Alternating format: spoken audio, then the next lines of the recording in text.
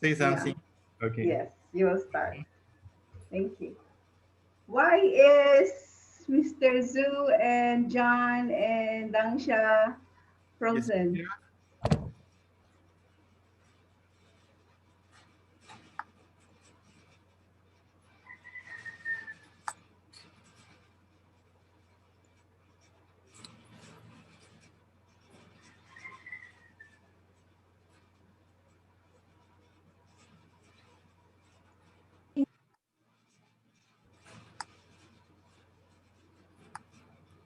John, can you hear me?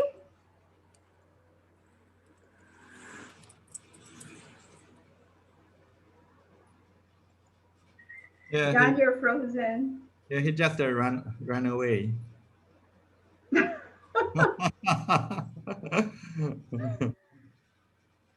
And they're frozen there. Okay. Yeah, maybe some problems. Yeah, maybe the connection. Mhm.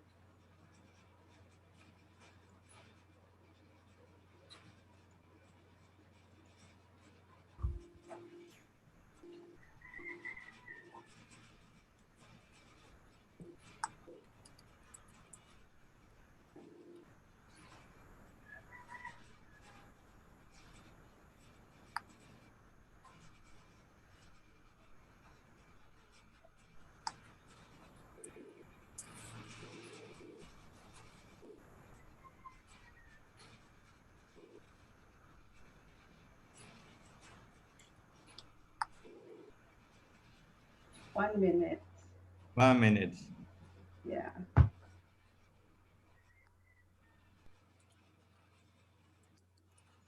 Mm.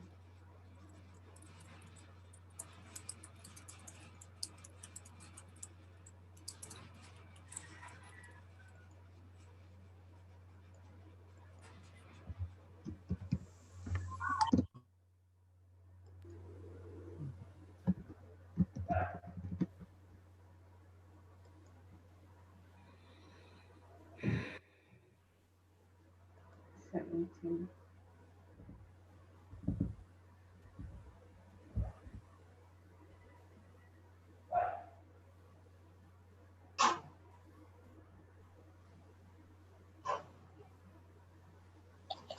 停冷.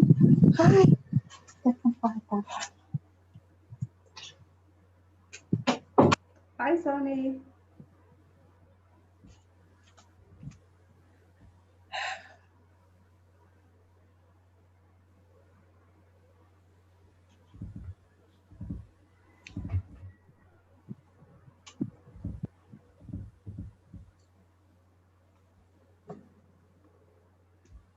I think we can start.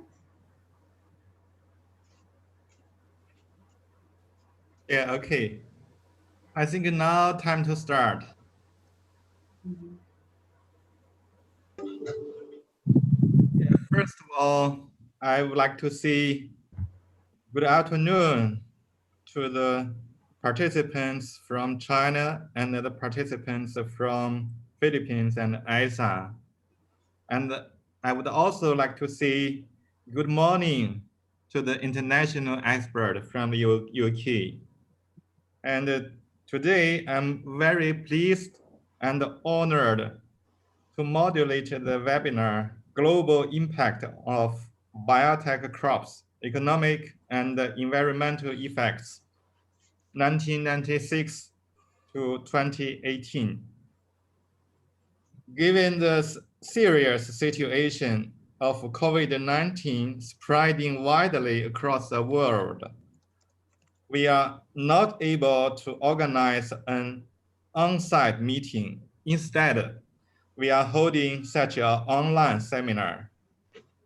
Today, we have three speakers to share their information or experience on biotech crops, of course, from different angles. Next, please allow me to briefly introduce the speakers in Chinese.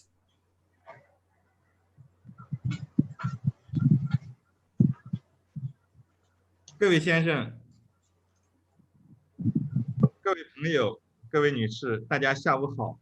今天通过这样的一个网络视频会议，我们有幸邀请到了3位演讲者，与我们分享他们在生物技术植物、生物技术作物研发以及推广种植方面的信息以及经验。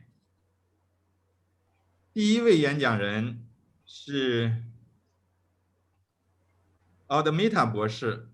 奥德米塔博士呢是 ISA 的东南亚中心的主任，同时他也负责 ISA 的作物生物技术板块的业务。在过去的一些年中，奥德米塔博士主要是负责 ISA 每年1度的全球生物技术作物种植和商业化推广应用情况的报告书。那么同时，他也投入大量的精力在生物技术以及生物安全方面的能力建设。我们邀请到的第2位演讲者是来自英国的布鲁克斯博士。布鲁克斯博士是一位农业经济学家，他在农业经济领域有超过30年的研究经验。那么在过去的一些年中，他为技术、政策、法规等等方面的制定提供了大量的卓有成效的咨询。自从上个世纪90年代开始，那么他也关注到农业生物技术领域的相关的研究，并进行了系统的经济学方面的研究。今天我们邀请到的第3位演讲人是来自中国河北省高碑店市的一位农民朋友，他的名字叫祖茂堂，今年已经68岁了。从1995年开始，他就引进试种抗虫的转基因棉花，可以称得上是中国抗虫棉种植的第一人。所以今天借这样的一个网络视频的机会，他也非常乐意和我们各位共同分享他种植转基因作物的经验。按照会议日程，我们首先邀请第1位演讲嘉宾。Please, let's welcome Dr. Odemita to be on stage.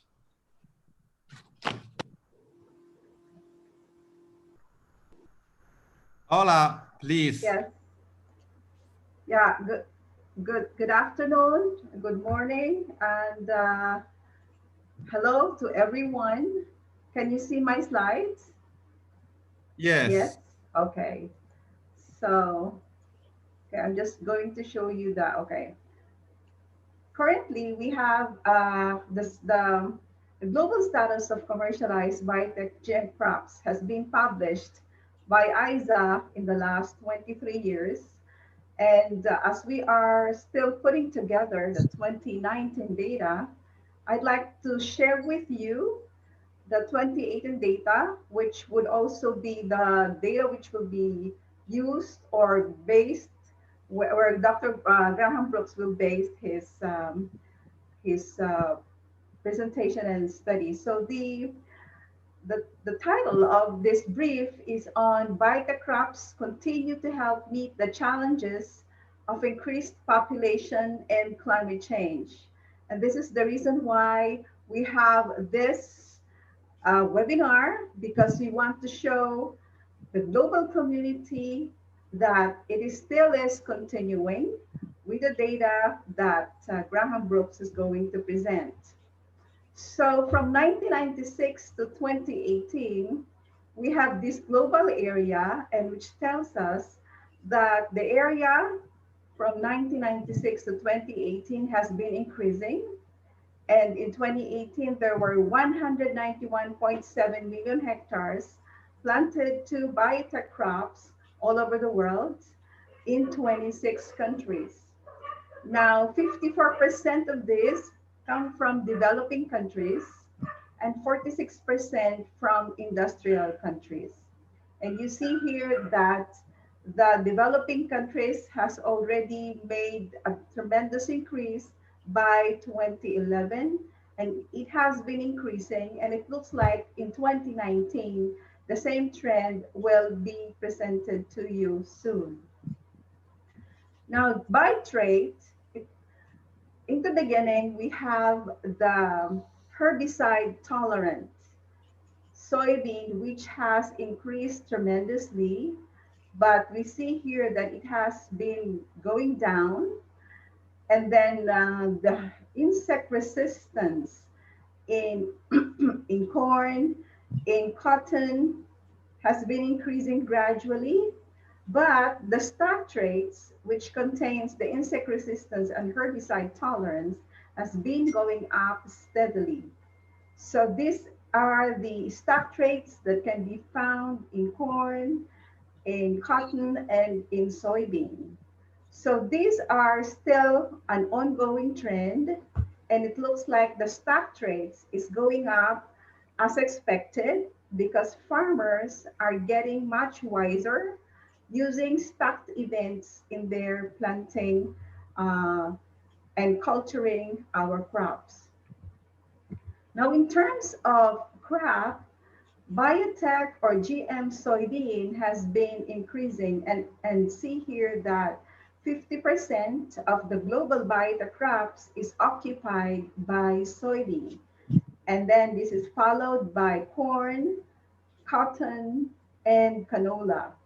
Now the fluctuations in every year depends on the supply and of course the global price of the commodities.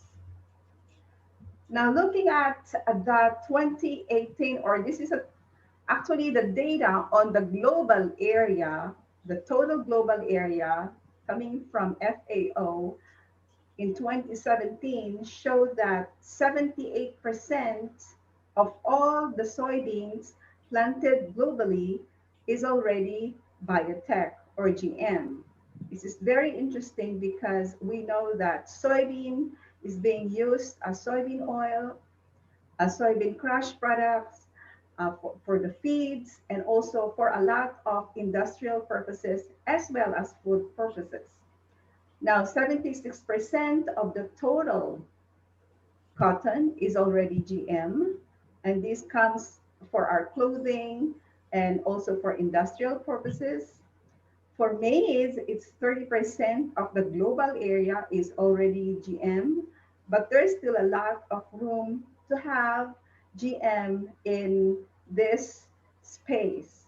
So there were 197.2% of maize, and 30% of that is GM. For canola, 29% of the global area is already GM.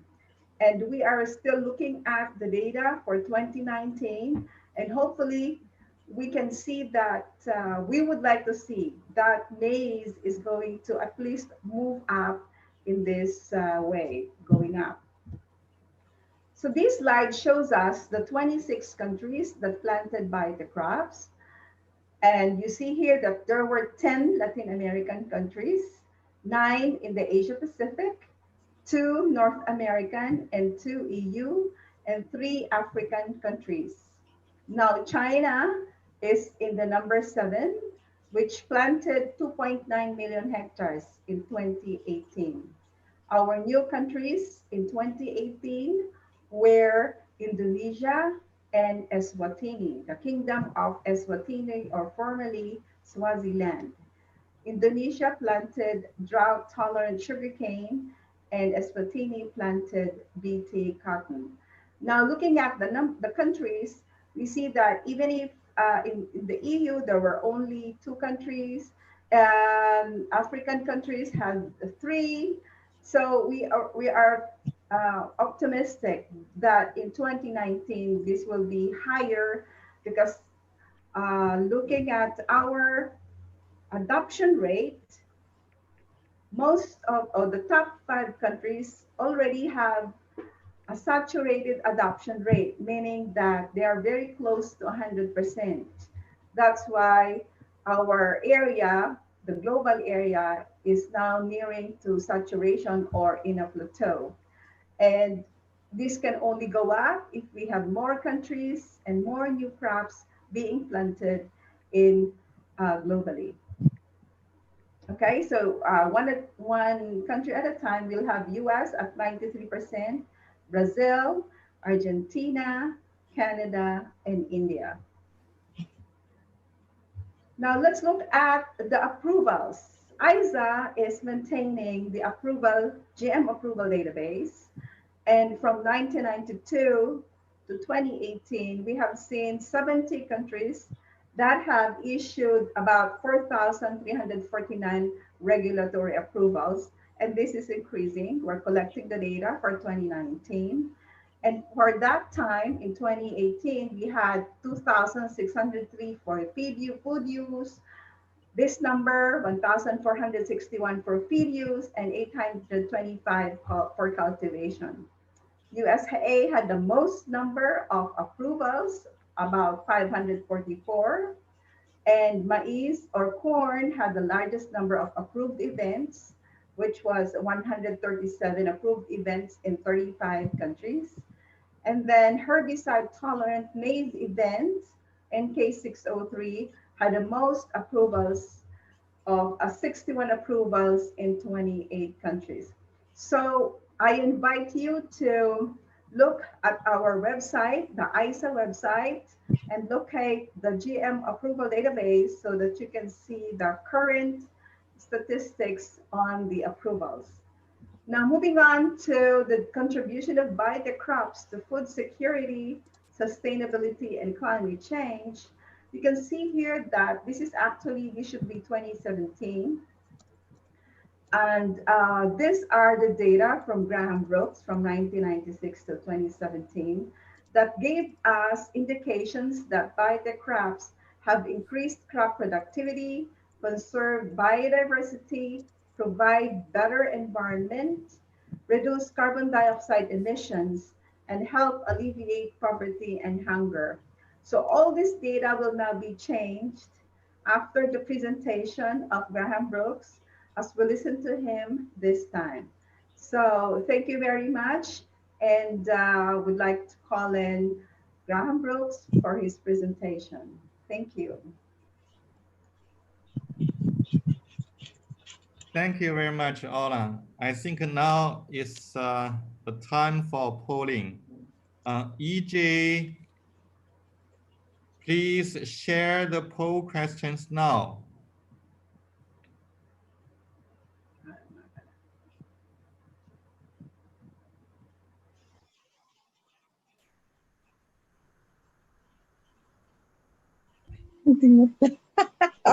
And panelists cannot vote.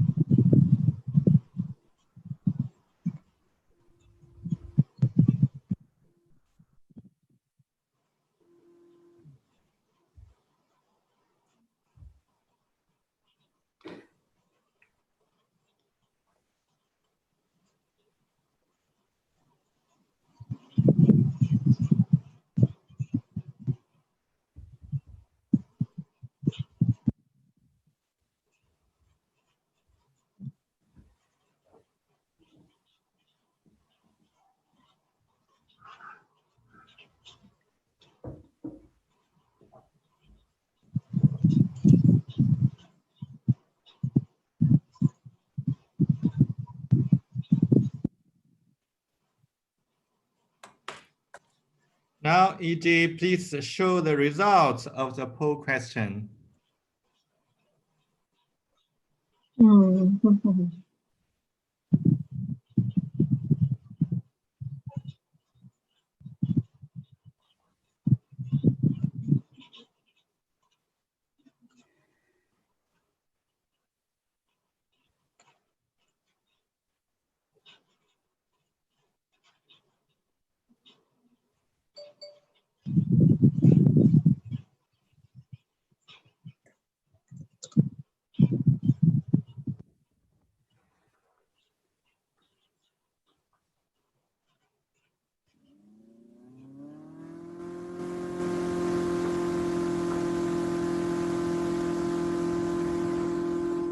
What is that?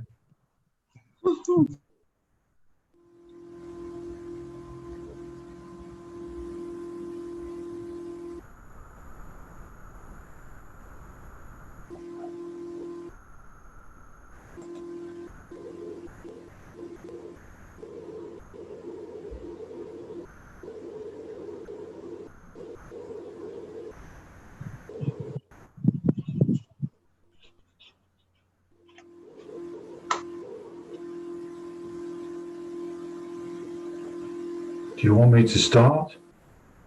Yeah, so what is the noise? Okay, it's gone.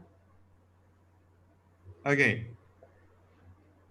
So is it okay for us to continue the webinar? Yes, please. Okay. Now, please, Dr. Graham Brooks, it's your turn to present.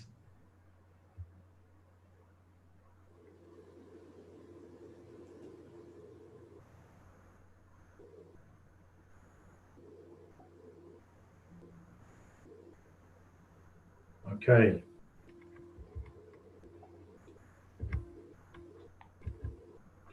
Good afternoon, ladies and gentlemen.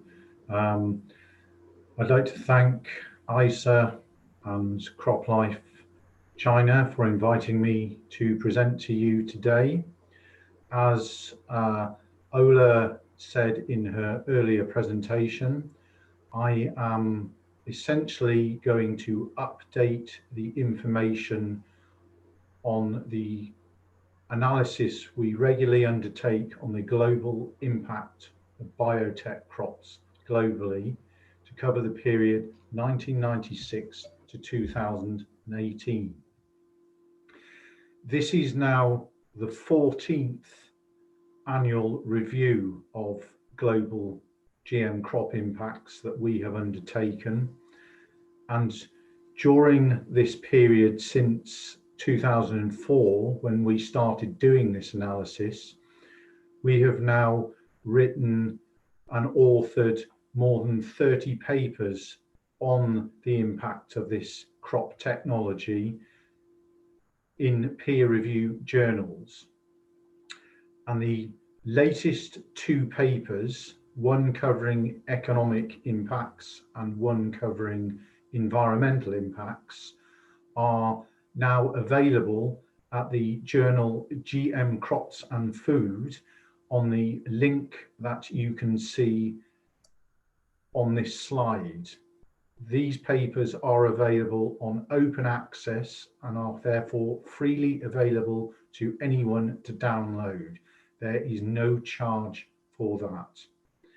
For those of you who want an even longer, more detailed pieces of information, they can be found in the full report, which is more than 200 pages in length, on our website at the address shown. The analysis I'm going to present to you covers the period to 2018. It will cover farm income and productivity impacts on things like farm income, yield, and production, the environmental impact associated with changes in pesticide usage, and the environmental impact associated with greenhouse gas emissions. The methodology, or how we have undertaken the work. We have reviewed and used a considerable amount of impact literature that is in peer-reviewed journals. After more than 20 years of using this technology, there is now a lot of analysis in peer-reviewed journals.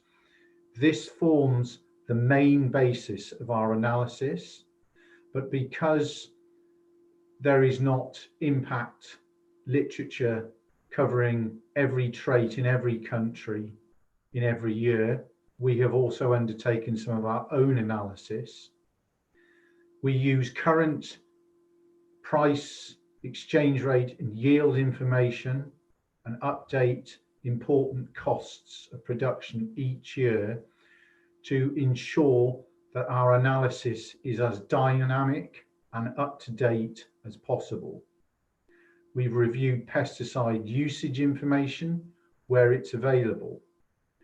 And we use an indicator called the Environmental Impact Quotient, which was developed at Cornell University in the 1990s. This is an indicator which is improved in terms of looking at the impact on the environment compared to just looking at changes in the amount of a pesticide used. It is still a fairly crude and simplified measure, but we consider it nevertheless to be an improvement over just using amount of active ingredient applied. And lastly, we reviewed literature on carbon impacts, mostly associated with changes in fuel use and soil carbon changes, but I will explain these in more detail during the presentation. Let me start by providing you with the overview information. During the period to 2018, on the crop area that is used biotechnology, pesticide usage on that area has reduced by 776 million kilograms, which is equal to an 8.6% reduction in the amount of active ingredient applied. But more significantly, if you use the EIQ indicator, it is a larger 19% reduction in the associated environmental impact. In terms of farm income impacts, the farmers who've used the technology have increased their income by $225 billion in extra farm income, mainly through increased yields. Global production of the four main crops of cotton, maize, soybeans, and canola, there's been an extra 824 million tons of these crops produced in the world that wouldn't otherwise have been produced. And the technology has been responsible for reducing the amount of carbon dioxide emitted into the atmosphere, and the 2018 figures show that the amount of CO2 reduced from release into the atmosphere has been equal to taking the equivalent of 15.3 million cars off the road for a year. If we focus on the 2018 figures, the total farm income benefit in 2018 was $19 billion. That's equal to adding 5.8% to the value of the global production of those four main crops. In terms of the cumulative amount of farm income gain, as I said earlier, it's equal to $225 billion. If you want to put that in the context of a per hectare gain, it's nearly $100 per hectare, $97. And that income share between farmers in developing versus developed countries shows that 52% of all those gains during that period have been to farmers in developing countries and 48% to farmers in developed countries.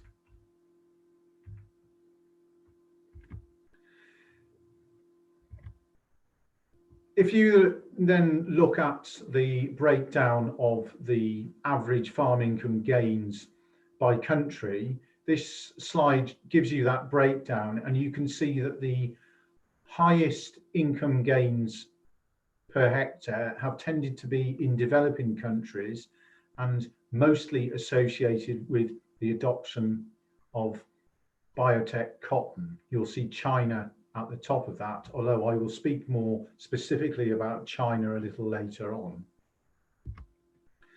In terms of the distribution of the farm income gains around the countries, you'll see that the United States at 41%, as farmers in the United States have been the main or the largest recipients of farm income gains.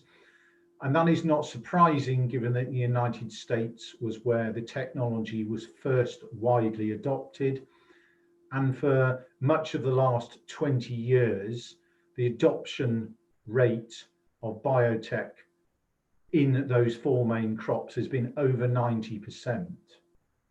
You will also see other important adopting countries where farmers have got substantial gains, such as Brazil and Argentina in South America, and related to the adoption of biotech cotton in India and China.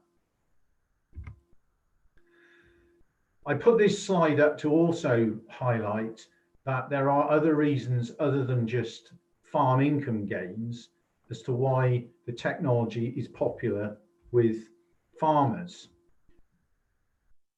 For example, the herbicide tolerant crop technology, one of the main reasons farmers like this technology because it's increased their flexibility or the convenience in how they manage their farms.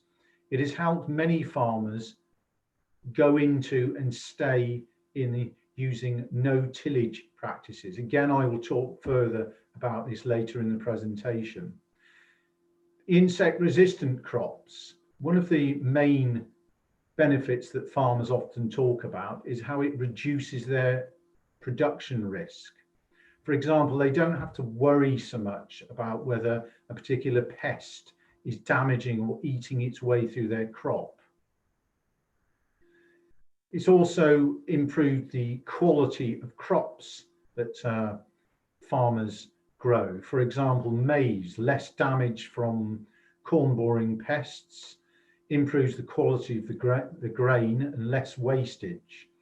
And also, especially in a crop like cotton, which has traditionally been sprayed many times with insecticides, the reduced number of applications means less exposure of farmers, especially in developing countries where often they are making limited usage of protective clothing and equipment, means less exposure to such products.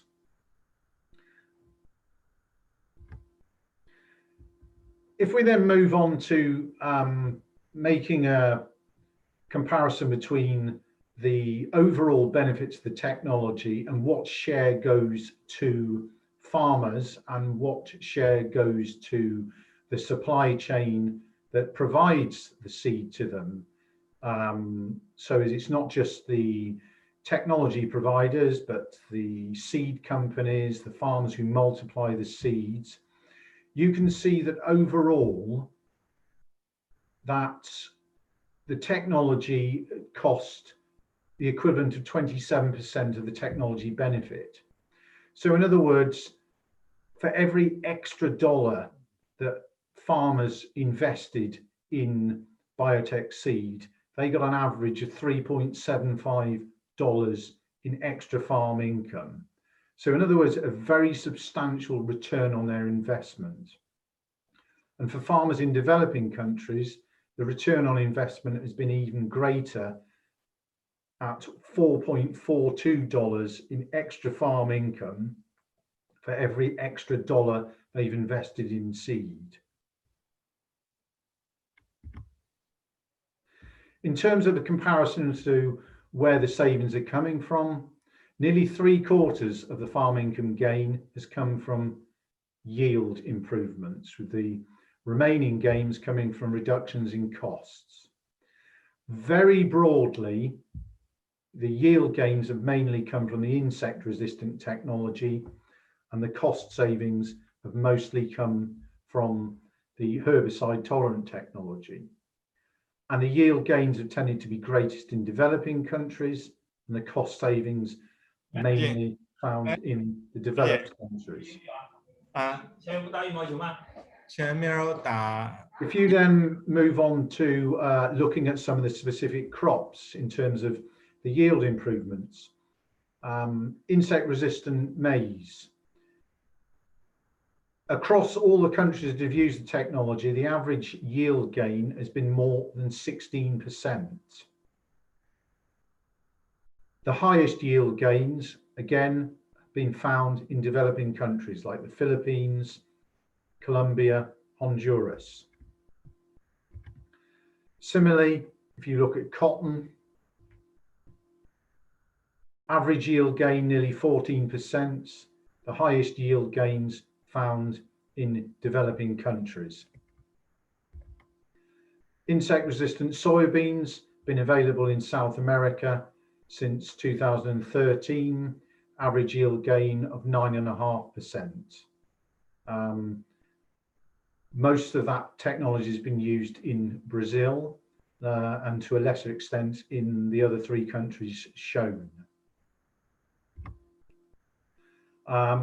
In relation to the herbicide tolerant traits, there's also been examples where farmers have got higher yields, most of that associated with improved weed control. And this slide summarizes where farmers have obtained higher yields associated with the adoption of the herbicide tolerant technology in different crops. If you were to then add up that extra yield that farmers have got and put it in the production equivalent terms, this slide shows you that during the period 1996 to 2018, the world has had nearly 500 million tons extra maize produced because of the use of crop biotech, and nearly 278 million tons of extra soybeans, nearly 33 million tons more cotton lint, and 14.1 million tons more canola. If you were then to look at that extra production from a different perspective and say, if this technology had not been used and that amount of extra production had to come from conventional agriculture, this slide gives you the equivalent for 2018 of what extra conventional crop area would be required to have produced that extra production. And you can see it comes to, in 2018, just over 24 million hectares of extra conventional cropping that would have been required. To give you context, that is equal to 38% of the cropping area of Brazil. I mentioned earlier the insect resistant technology and the adoption of cotton in China. This slide gives you the overview of the impacts of insect resistant cotton, which has now been used in China for well over 20 years, an adoption of 95%, an average yield impact of about 10%, a very impressive average farm income gain of $366 in extra farm income per hectare.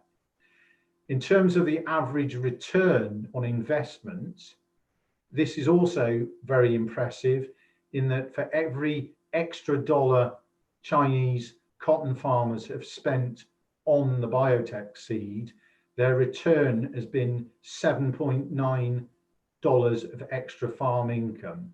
So a very high level of return on their investment. And it is therefore not surprising that the technology has been very popular amongst cotton farmers in China, as demonstrated by the high level of adoption. Over the period, these figures should say 2018, not 2016, show $23.2 billion worth of extra farm income and an extra 7.9 million tons of cotton lint. Moving on to pesticide use impact. As I said earlier, since 1996, the use of pesticides has fallen by 776 million kilograms, or 8.6% decrease in the amount of pesticide active ingredient used. To give you some context, that is roughly equal to about 1.6 times the amount of pesticide active ingredient applied to crops in China. In terms of the EIQ indicator, the impact is larger at a 19% reduction in the EIQ load. The largest environmental gains have come from the adoption of insect-resistant cotton, with the amount of insecticide use falling by nearly a third and the EIQ impact indicator falling by a larger 35%. The environmental gains from the use of insect-resistant cotton in China have been very similar to the global figures, in the sense that there has been a 139 million kilogram reduction in insecticide use, nearly a third, and similarly a 32% reduction in the associated environmental impact as measured by the EIQ indicator. Moving on to greenhouse gas emissions. Crop biotechnology has contributed to reducing greenhouse gas emissions from two main sources. Firstly, reduced fuel use from less spraying of crops and less ploughing or cultivation of land. The herbicide tolerant technology has also facilitated and helped many farmers, especially in North and South America, to go into and adopt no-tillage production systems. Now, when you move to a no-tillage system, you are no longer ploughing the land and therefore releasing carbon in the soil that is coming from decaying plant matter. So you are leading to additional soil carbon storage because you are no longer ploughing. And that is actually the single largest source of greenhouse gas emissions that comes from arable crop production. Looking at the 2018 figures, the impact of using crop biotech has resulted in fuel usage from less spraying and less tillage falling by 2.4 billion kilograms less CO2 released into the atmosphere.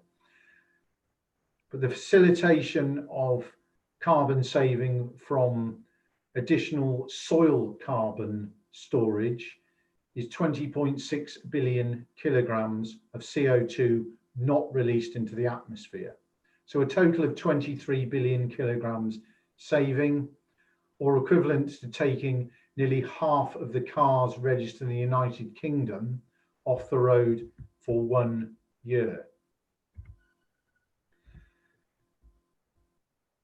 Moving on to looking at potential negatives associated with the technology, given that I have highlighted a whole string of positives from adoption of the technology. Well, the one that often is raised as the main potential negative has been with the use of the herbicide tolerant technology and over-reliance on glyphosate by some farmers in North and South America has contributed to weed-resistant problems, and farmers have therefore had to adapt and change their weed control systems, which has resulted in increases in herbicide use and higher costs compared with the situation they were faced with 15 years ago. However, this needs to be put in context because weed-resistant problems and increasing herbicide use is also a trend that is equally applicable to conventional crops. In fact, the initial adoption of herbicide-tolerant crops, especially in a crop like soybeans in North America in the mid-1990s, was actually making a major contribution to addressing problems of weed resistance to herbicides in conventional agriculture. So weed resistance issues are equally applicable in conventional crops, and tracking the changes in the amount of herbicide use and the costs of weed control in conventional crops during the last 20 years shows that whilst there have been increases in both the amount of herbicide used and the cost of a production with herbicide tolerant technology crops, this has equally been applicable to the conventional alternative crops. And in fact, if you look at in North America, the rate of increase in herbicide use and associated costs on the conventional crop equivalent has actually been slightly higher than on the herbicide tolerant crops. Also, the environmental profile of the herbicides used with the GM herbicide tolerant crops has continued to be better than the equivalent on the conventional crops. And the herbicide tolerant crops have continued to remain more profitable than the conventional alternatives, as demonstrated by the fact that the adoption levels have not fallen below 90% in many of the cases where the technology has been used. Returning to my earlier slide, just to put this up for you, for all the viewers today, this slide again just highlights the summary figures that I have already presented in my presentation.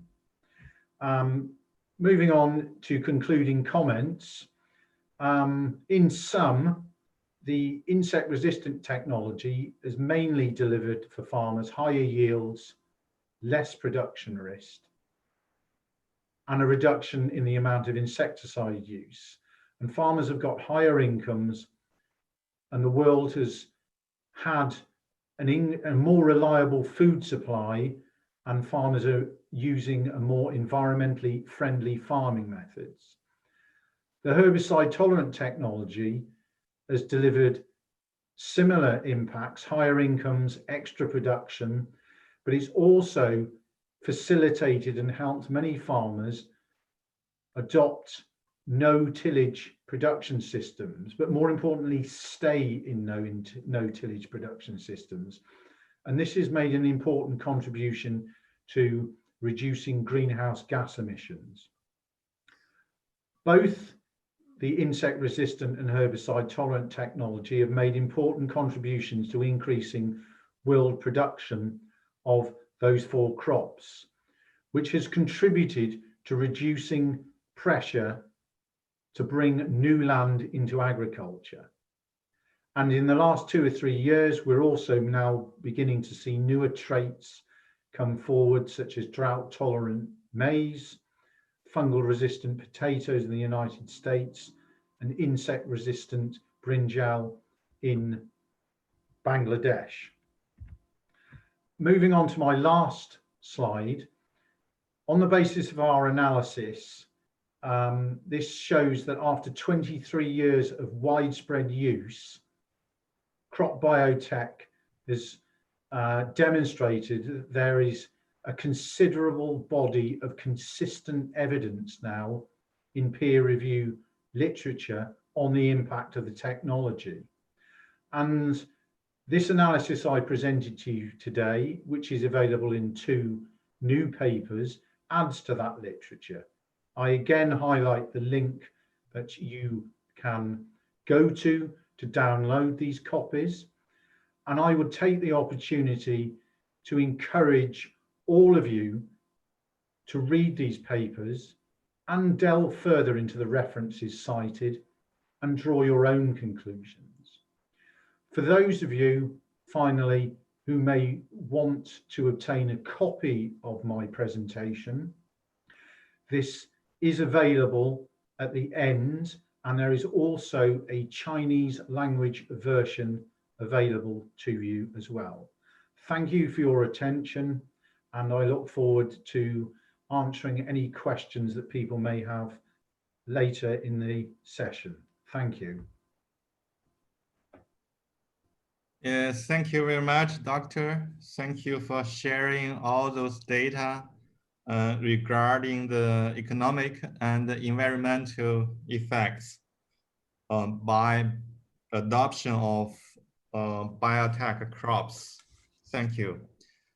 下面让我们欢迎祖茂堂先生来与我们分享他种植转基因作物的经验。我看一下，声音稍微大一点点。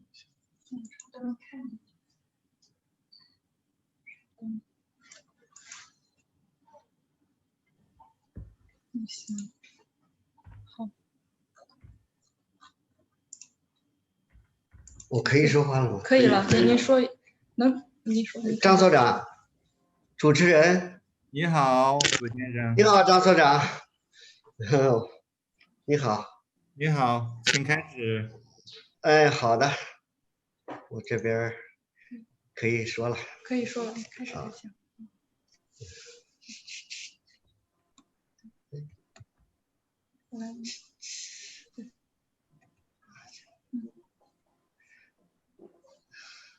大家下午好，我是河北省高碑店市人，我叫祖茂堂。我跟大伙儿啊，跟各位朋友说说，我种植抗虫棉的经历，也叫做是抗虫棉种植历程。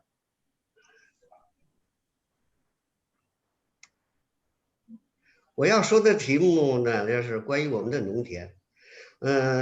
我还是从2010年说吧。2010年呢，那时候我种的抗虫棉什么品种呢？一个是银棉1号，是河北省审定的品种，和那个抗虫棉的3系杂交抗虫棉。杂交抗虫棉产量高啊，因为它是杂交种嘛。这2个品种呢，一共种了164亩。那年的收入呢，达到了16.2万元，收益非常好，效益非常高。我很高兴。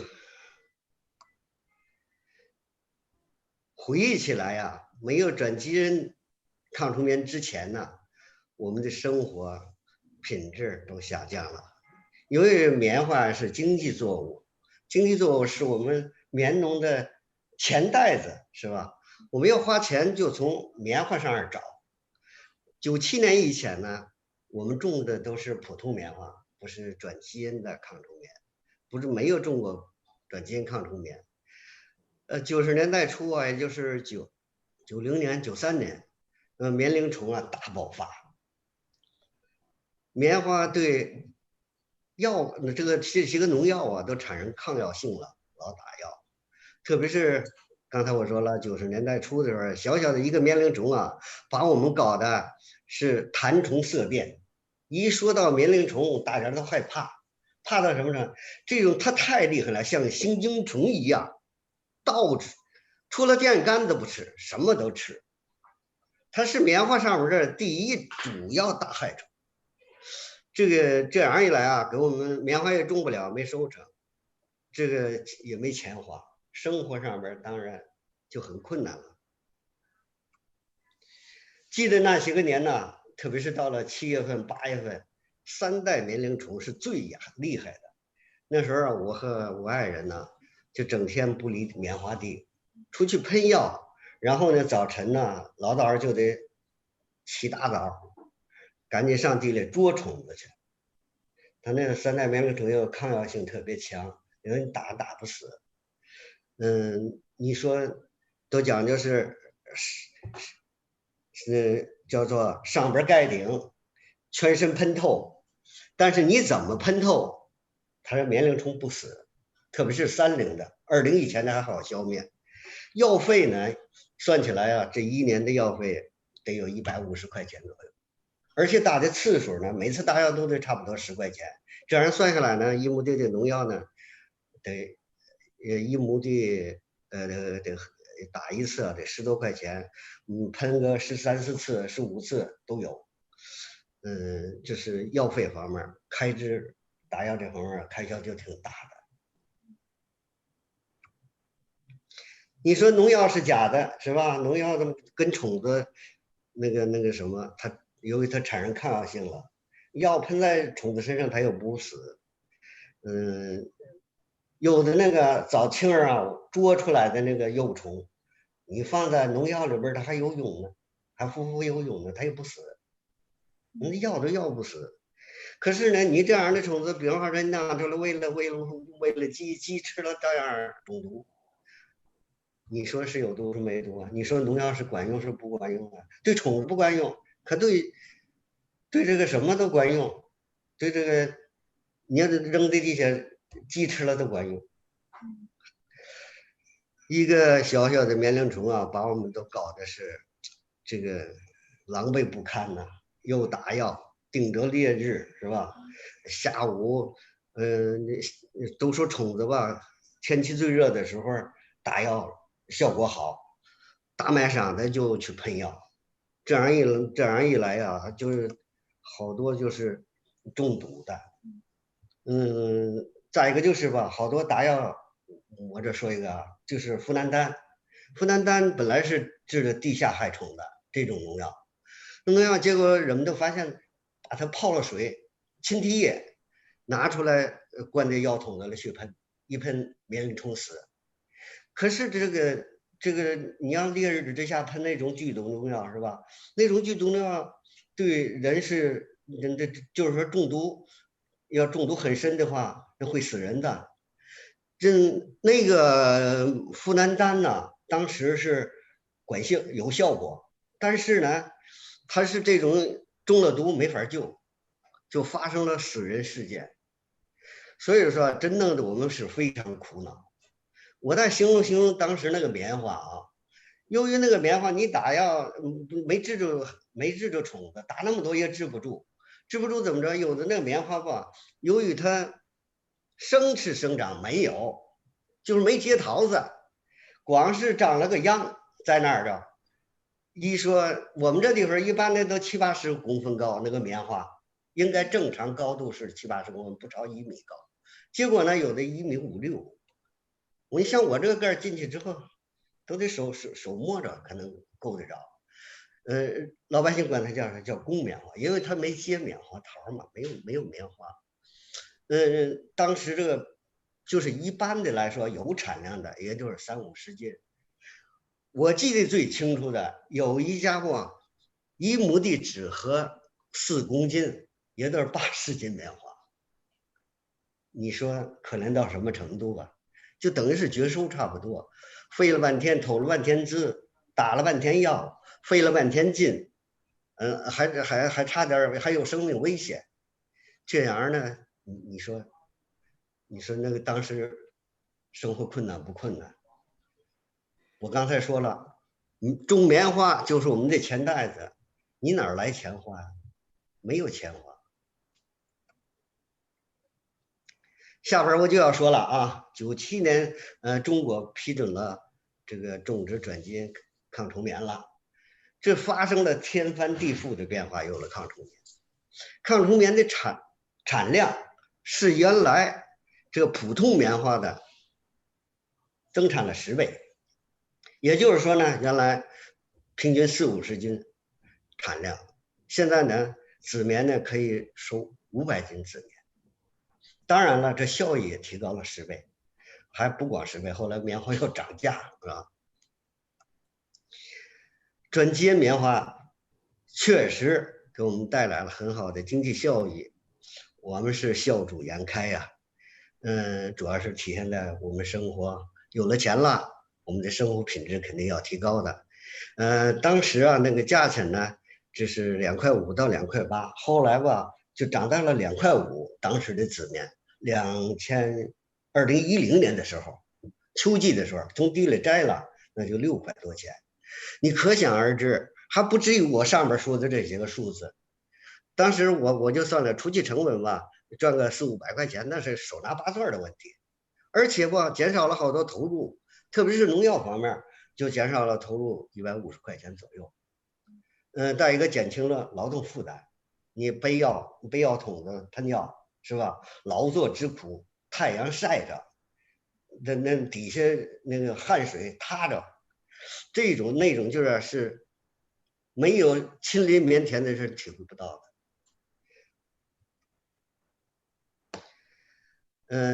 据了解啊，据我知道的是吧？我想也提一下，从97年转基因抗虫棉呢开始应用，到2016年的时候，我国啊国内的抗虫棉呢种到了95%，总面积的95%，产量呢也提高了10%。另外还了解到啊，这个到2016年的时候，由于抗虫棉的种植，中国的这种棉农吧，我们这些棉农总收入增加了是1567亿人民币，相当于美元的是232亿，平均每公顷，咱们说公顷啊，不太是什么，不太顺是吧？1公顷是15亩地，也就是说呢，每15亩地收入增加了呢是2470元人民币，相当于折成美元呢是366美元。下边呢我跟大伙儿分享一下啊，我参加会议，国际会议，包括这个国际友人呢来我们高碑店参观抗虫棉实际种植效果是吧？我接待过呢越南、缅甸等14个国家的国际友人，这些个图片呢就是他们当时来拍的，都这个对中国抗虫棉呢就是啧啧称赞呐，说中国有这么好的产品是吧？农民收到了这么好的效益。再一个就是呢，我要跟大伙儿分享一下呢，2010年的时候11月份，我受欧盟议会生物技术产业协会，这个协会的邀请，参加了比利时召开的世界农业技术产业协会农民活动项目。在会上呢，我发言时呢，讲了讲咱们中国啊农业生物技术的应用这种现状，以及自己啊种植抗虫棉的体会。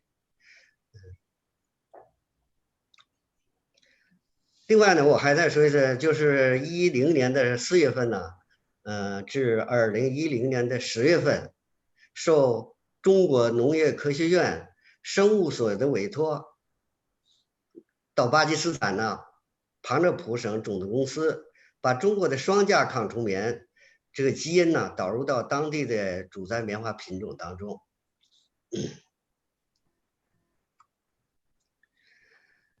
我们棉农啊，期待农业生物技术产品，期待农业生物技术的新技术。随着中国农业生物技术迅猛发展，我们已经享受着和正在享受着实实在在的转基因的好处。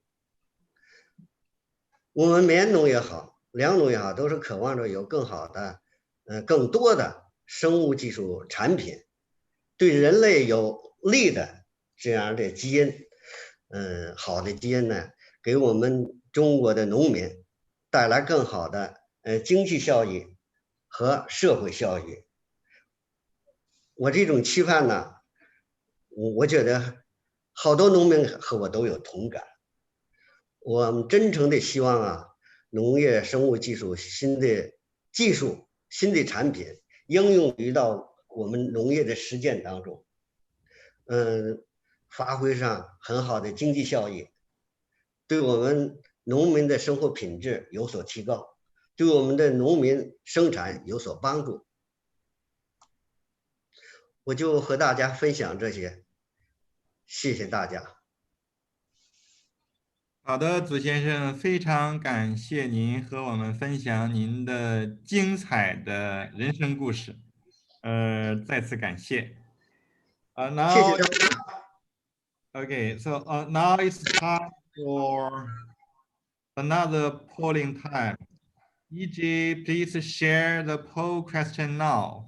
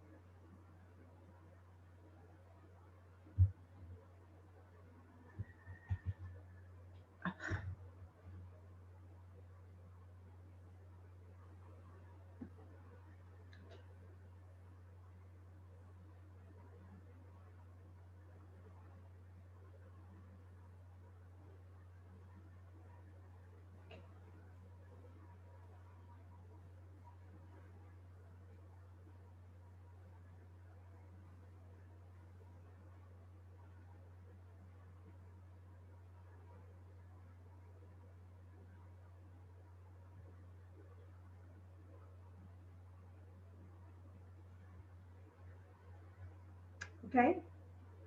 Okay, so EG, please show the results of the poll question. I think that's it. Yeah, thank you. It's well done. Thank you very much. Now, let's move on to the discussion session. So actually, I have received some questions from the participants. The first question is for Graham. The question is, what is the impact of the COVID-19 on global biotechnology? How long will the impact last?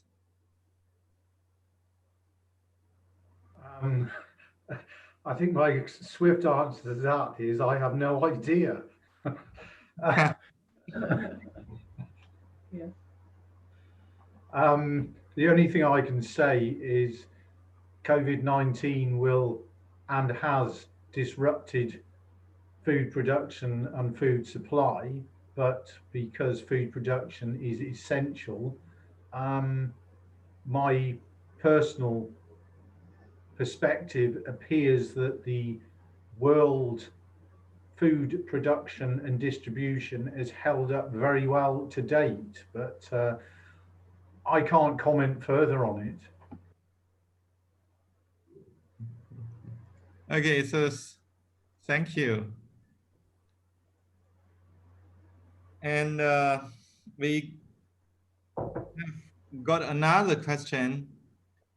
How to address the issue of residue of glyphosate being found in some crops? How to address the issue of residue of glyphosate being found in some crops? Well, there are 2 or 3 things I'd say. Is firstly, I'm an agricultural economist. I am not a scientist who is an expert in that field. Secondly, as far as I am aware, glyphosate as an active ingredient breaks down in the environment very quickly and more quickly than many other products, and therefore the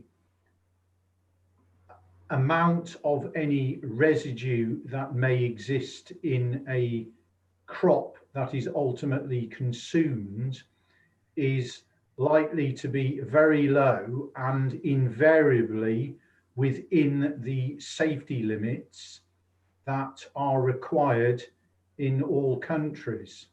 So I wasn't aware that glyphosate residues is a particular problem anywhere in the world.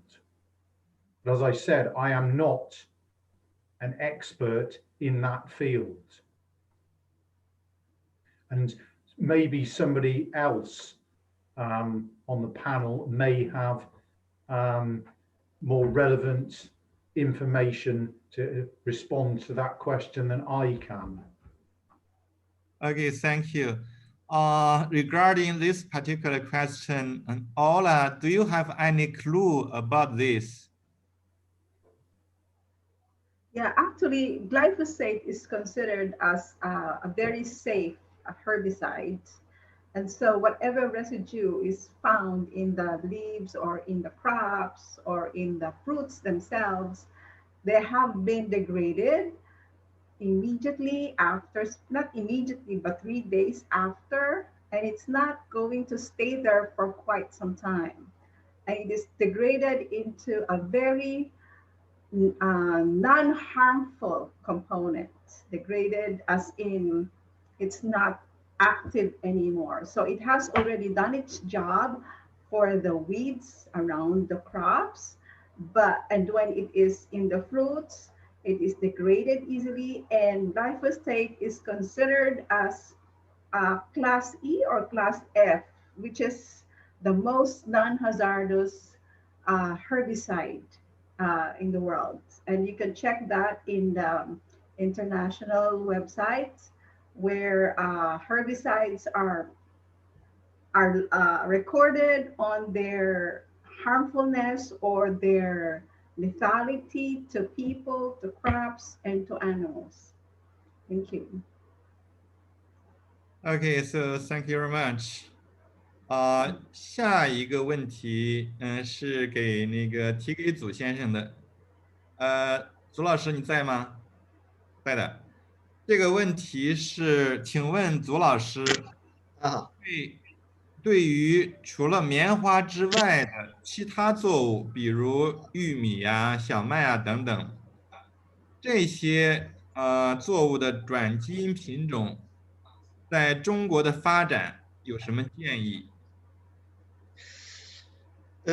我想是这样的，我也挺简单，就是说呢，只要是，我认为这个基因呢，是吧？好多有的搞不清楚是什么作用，或者对人呢究竟有没有害，是吧？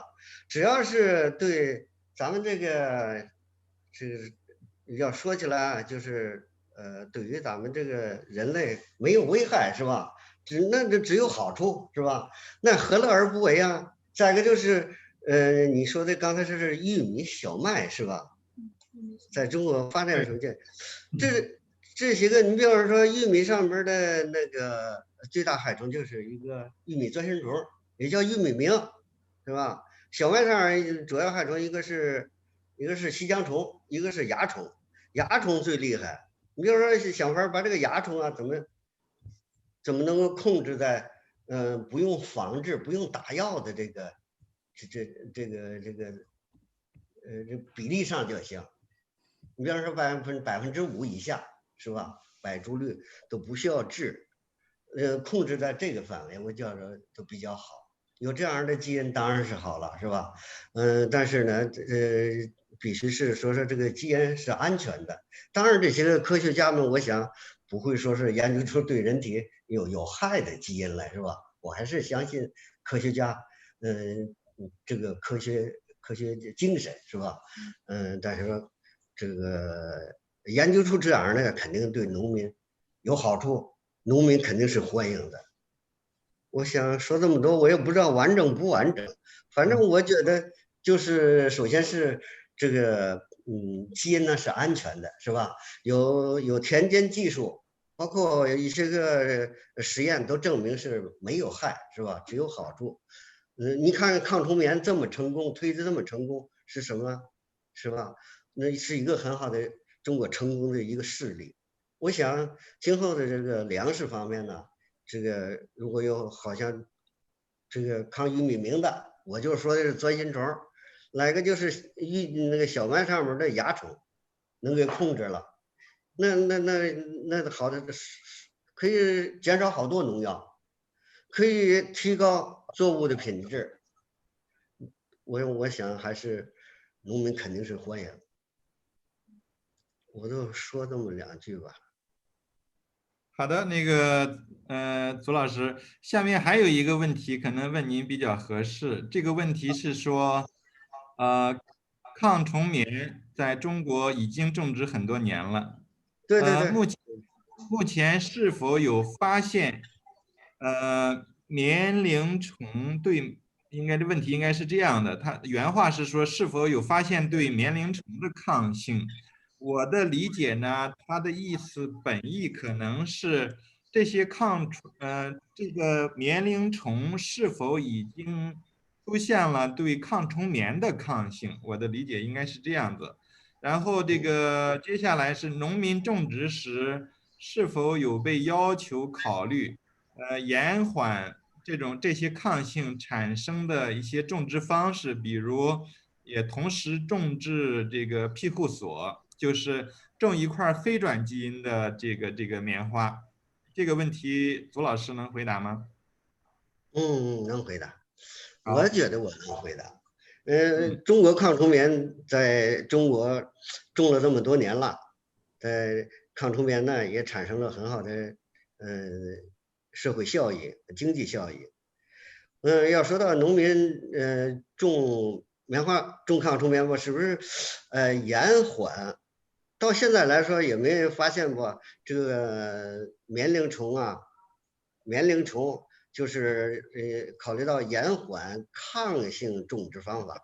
我想是这样的，主要是这个转基因棉花 BT 基因呐、这个你也得不断的，我叫做从那个什么上育种上边说的，应该是提升复状，保持啊它这个抗性的在这棉株里边的这个那个什么吧，表达能力。你比方说，从这个抗虫里选抗虫性更强的品种呢，就可以那个有效的说，刚才就是说那个延缓呐、什么什么种植方式，那就不存在了。主要是我觉得抗虫棉应该搞好这个基因的保持它的那里边的那个那叫什么呀？我就说是表达的特别好的那个，你不就是抗性特别强的，把那选下来，然后每年利用就行了。这是一个。再一个就是那个种植庇护所呀，种植庇护所是我感觉没有必要。它这个棉铃虫是杂食性的，它那个什么也吃，它那就是花生叶子照样吃，不是说这单一的棉花上边它危害棉花，那么它就不能繁殖后代了啊，那就是生态平衡，我觉得不会受到影响。就是一个棉花上边不至于让它受到说这个棉铃虫就绝了种了，我觉得不会，生态平衡是没问题的。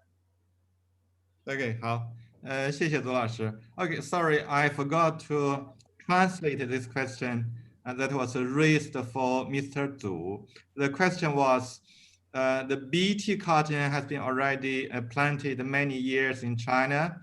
At the present, has ever been found that the pest has already developed a sort of tolerance to the BT cotton, and there's any way, for example, the refugee strategy can be useful to delay the production of the tolerance of the pesticide of the pest to the transgenic BT cotton. So that was the question. Now the next question is still for Graham. So the question was, is there any difference of environmental impacts on developing countries and developed countries? The cultivation style or model could be different between the US, Brazil, and the APAC countries. Graham, please. Yes, the answer to that is both yes and no. There are similarities and differences. Generally, traditionally, the amount of agrochemicals used in developed countries tended to be higher in the developed countries than in developing countries. And therefore, when the technology was used, a lot of farmers in developed countries obtained most of the benefits associated with reduced cost of production from using less insecticides or less or cheaper herbicides. But nevertheless, there have been some similarities in developing countries, even though the basis of production may be different, in the sense that a lot of production in, say, the United States are on large farms, whereas a lot of the production in developing countries are small farms of less than 1 hectare in size. But in developing countries, especially in a crop like cotton, where your average size of farm is very small, often below 1 hectare, the main change, there still have been substantial changes in cost savings from reduced insecticide use.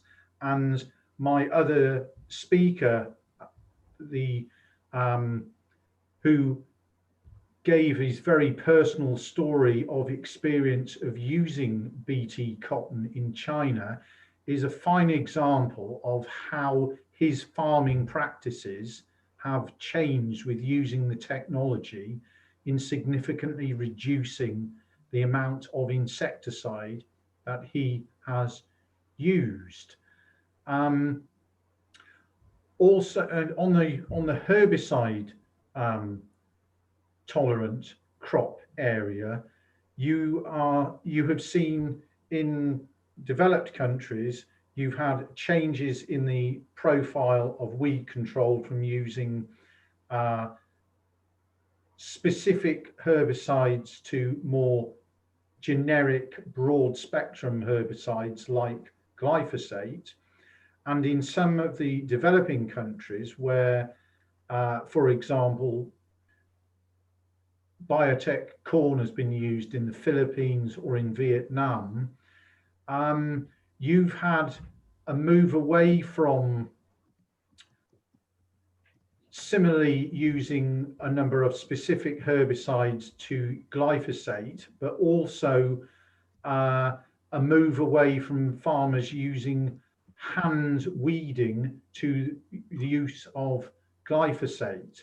So that's been one other aspect of difference between the two. So there have been some similarities and some differences, and it does tend to vary by crop. Mhm. Okay, so thank you very much. Meanwhile, we've already received some questions from the WeChat broadcasting platform.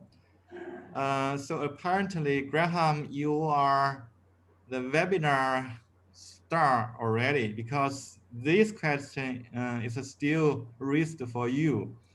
The question was, Dr. Graham, do you have any study or estimate about the economic and environmental impact of the newly approved GE soybean and corn traits in China?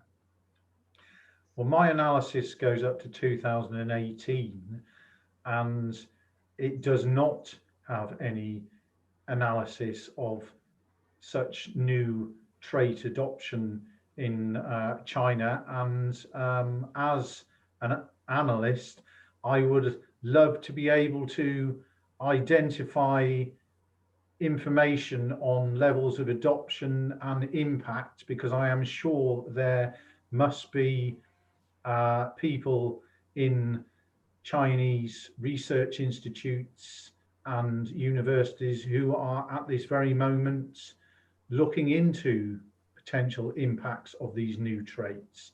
And I hope to be able to obtain and talk to people who may be collecting that type of information. Okay, so thank you. While due to the time limit, we will take the last question No, from the Chunyi, audience. And we can go. We can continue till okay, 4:45. There are okay, still a lot of questions, so it's okay. okay, Thank yeah. you. So this question is also received from the WeChat broadcasting platform, which is raised for you, Ola. The question was, since the GM crops have been largely adopted in developed countries, especially in what? What does that mean? What does And, and USA? And almost North saturated. America. I think it's North America. North North America, okay. yes. And almost saturated. Therefore, the adoption of GM crops in developing countries, for example, APEC countries, could contribute to further increasing global adoption of GM crops in future.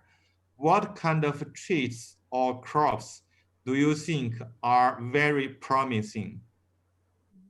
Currently, that's what I said. The reason why we're having a plateau at this time is that most of the big developed or industrialized countries are now nearing saturation. So I said most of the countries that are not planting yet should start planting, and that new traits should come out. So currently, we're happy that there are new traits, just like drought tolerance. Insect resistance in soybean, new crops just like potato, and yeah, sugarcane is also a new crop. We're still waiting for safflower to start being planted by different countries for a source of oil. And yes, more developing countries are now gearing up on their planting of biotech crops. And we will see that in the 2019 report, as I see that reports that come in show that more developing countries are going to be featured in the report, in the new report. Thank you. Okay, now another question, maybe for the whole panel, or especially for Ola or Graham. The question was what about the acceptance level of GM food in European countries now? Yeah, because around 10 years ago, there were lots of media coverage on harmful effects of GM food in European countries. So can you say something, Graham? Or you want Yes, to I could start? talk about Okay. this. I could talk about this all day. um, the situation in Europe now is the levels of citizen understanding and acceptance is better than it was 10 years ago. So we're starting from that base. Consumer knowledge of biotech crops, though, is, however, still badly misinformed from a lot of misinformation that was provided by people who were against using the technology from many years ago. And as a result, you have very small areas of biotech crops grown in the European Union, mainly one trait insect resistant maize in Spain and Portugal. And that is the only trait that's been approved for planting. However, the consumption of foods derived from or containing GM ingredients is very substantial. For example, the European Union annually imports about 39 million tons equivalent of soybeans in the form of soybeans or soya meal, for mostly for use in animal feed. As Ola's presentation showed, 3/4 of the world's soybeans are genetically modified, and 95% of all soybeans and meal traded on global markets are genetically modified.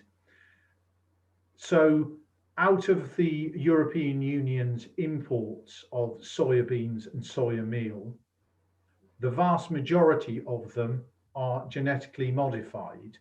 So almost all livestock production that uses soybean ingredients, which is mostly poultry, egg production, and to a lesser extent in dairy and pig production, will be using feed ingredients derived from GM crops. So it's important to look at the difference between, even though Europe doesn't grow GM crops, it is still using and consuming a large volume of them. Okay, so thank you very much. Well, actually, the next question is still for Graham, but I think this question is largely related to the question you just answered. Anyway, I'm reading it. Do you have any data or comments about the relationship between the GM crop acceptance in the European countries and the economic importance of agriculture in those countries? So the relationship between the GM crop acceptance and the economic importance of agriculture. I'm not exactly 100% sure I am following the nature of the question, but I would say that the European Union has not allowed its farmers access to this technology, but it has effectively allowed the importation and use of crops and ingredients used in the feed industry that are derived from the technology. So in effect, it is chosen policies which are hindering the competitiveness of its own farmers, not only in their own European Union markets, but when they wish to export their products onto global markets. So by adopting a policy which restricts access to new technology, such as crop biotech, the European Union has effectively hindered its own farmers' competitiveness. That would only be a sensible policy if there was a very large market that wanted products that were certified to be not using genetic modification. However, that market, whilst it exists, is very small. And most European farmers, where they have to compete with imported produce, will find that they are losing out from a competitive perspective. Okay, so thank you. Ola, actually, we have got some questions from the participants, in particular regarding the biosafety of biotech crops. For example, there's a question asking, there are many people worried about the safety of GM foods. For instance, it may pose threats to the next generation. So what do you think? Mhm. Actually, Mo, this question has been there for quite a while, even before the commercialization of the first biotech crops. But we saw that in the last 23 years or 24 years, there has been no lethal incidents that happened because of biotech crops. So because all of the biotech crops that are commercialized pass through a very thorough assessment following an international standard, which is the Codex Alimentarius. And this has been going on for more than, yes, as I said, more than 24 years. And it is assured that the biotech crops in the market are safe. Now, there has not been any recorded incidents on deaths or any hazardous effects on humans and animals. So it is considered safe. Thank you. Okay, so thank you. Well, any more questions from the participants? Because we still have some time.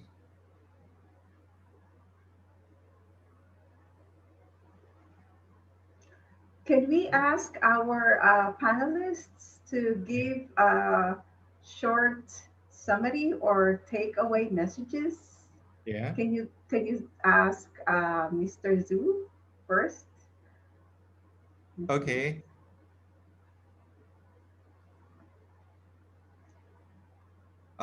祖老师，你好， OK，这个您简单的谈一谈从参加这次这个研讨会，这个从几位演讲人的报告当中，以及从刚才的回答问题互动的过程当中，您最想带走的信息是什么？您感受最深的是什么？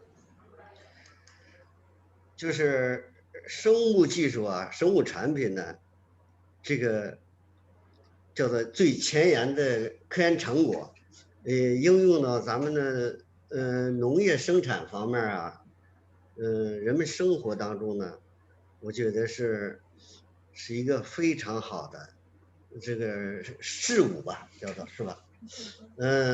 这个我想给大伙儿捎回什么信息呢？包括我周边的农民朋友啊，农民兄弟是吧？都是种地的，都是祖祖辈辈在那儿种地。想跟大伙儿啊传递一种什么信息？就是说啊，咱们这转基因呢，确实是个好东西。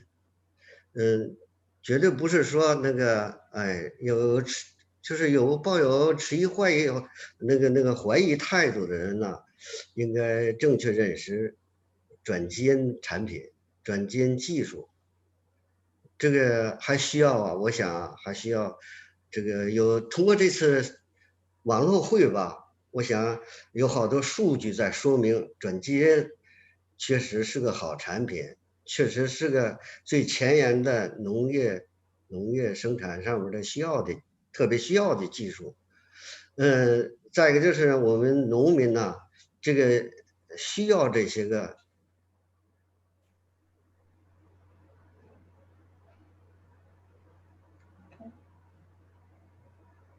Hello, Yes. I can't hear you anymore. 我听不到了。I think we've lost him. I think has he finished his No, thoughts? I don't think so. 左老 I think 师 we've 你还 lost 在 him. 吗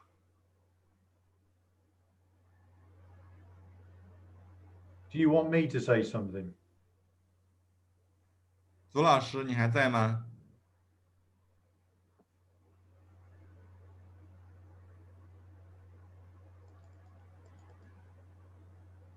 Okay, maybe if Okay, I will. okay. Okay, I will translate a little bit. While Mr. Zhu emphasized that the biotechnology is very, very important for the life of common people like him, as well as for the social and economic development in a country. And the message he would like to take away is that he will say to his friends or colleagues that the biotechnology is a good thing, and the BT and the biotech crop is a good product. We all need the edge cutting technology like the biotech in the future. Yeah, that's correct. Okay, I think we lost him. Yes. Yeah. Okay.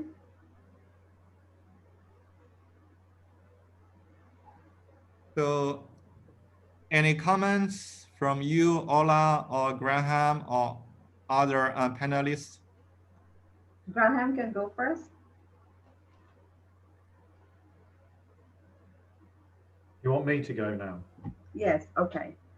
I'm just picking up on the chat list. I think we may have not fully answered one of the questions first, and there was a question that was asking about GM crop production and requirements for quality food and natural biodiversity, and I think it would be valuable for me to emphasize a couple of points here that that came from my presentation, that the adoption of the technology, notably insect-resistant corn, has led to improved quality of maize.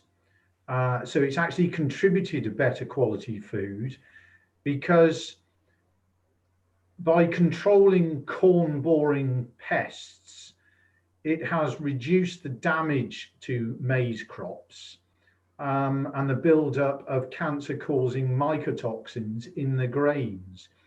So it has reduced the levels of exposure to these health damaging problems where maize is consumed directly by people in countries such as Honduras, and or resulted in less rejection of maize by food companies. Secondly, on the biodiversity issue, I referred to the point about the extra production of soybeans, maize, cotton, and canola that has arisen from the higher yielding biotech crops. And that extra production, in terms of conventional crop equivalents, is reducing the pressure to bring in new land into agriculture. The best biodiversity found in the world comes from land that is not in agriculture. Therefore, the technology, by reducing the pressure to bring in new land into agriculture, is making an important contribution to maintaining biodiversity, natural biodiversity around the world.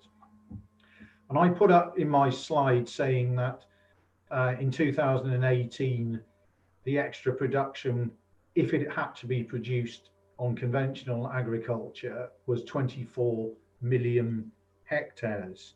And I gave the equivalent land, arable land in Brazil. To give you the Chinese perspective, that 24 million hectares is roughly equal to about 16% of the cropping area in China. So one of the take-home messages I would identify is the technology has delivered economic benefits from improved incomes to the farmers who've used it, but it's importantly delivering vital environmental benefits in terms of reducing pressure on new land to come into agriculture, which will be bad for biodiversity, and is improving the global environment by reducing greenhouse gas emissions, which, as we're all aware of, is vital if the world is to adequately address climate change problems. Thank you. Okay, so thank you.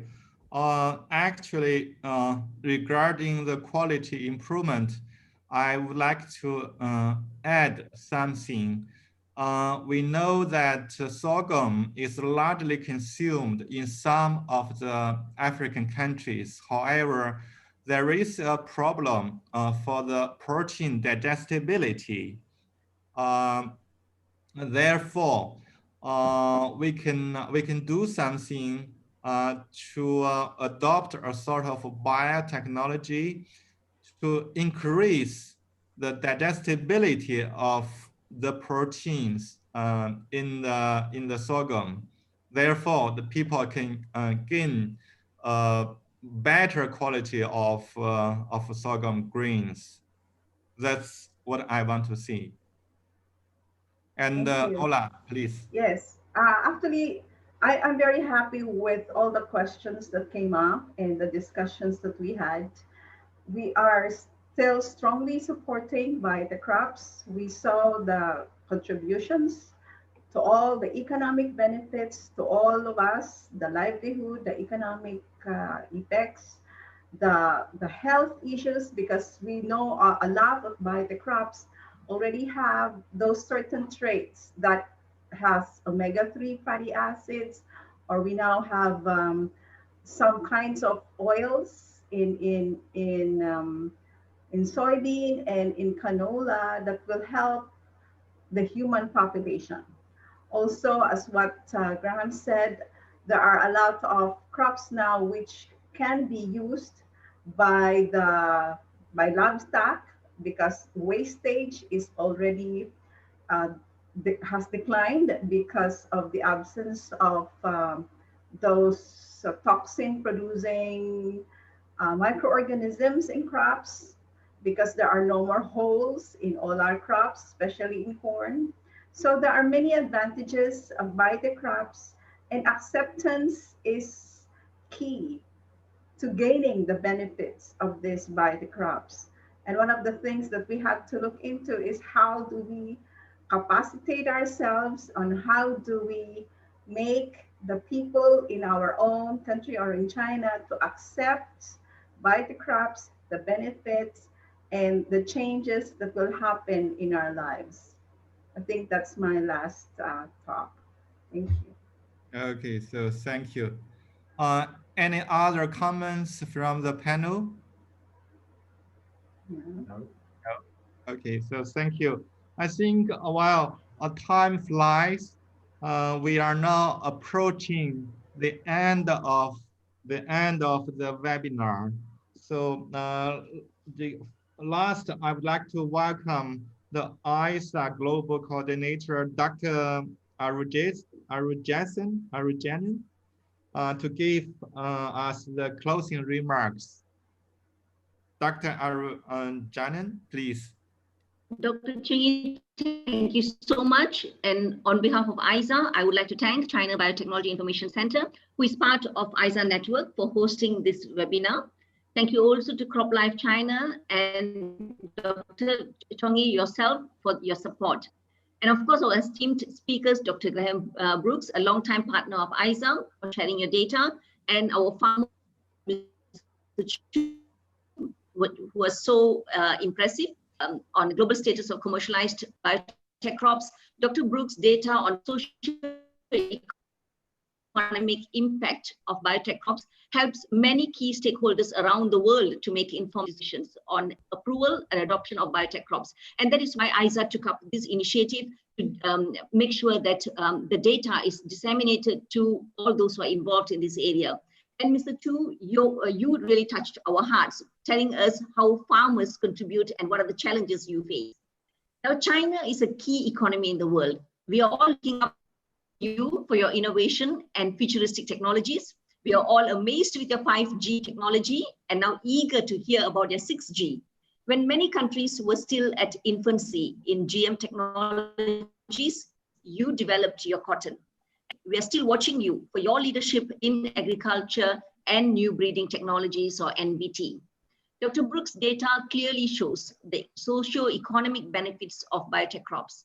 The new tools are now going to open even more doors, especially to developing countries, as more public sectors will now be able to develop and commercialize new crops and traits. This is very important because we want to develop crops based on our own priority, and it will also boost public-private collaboration. NBTs will also create technopreneurs among our young graduates.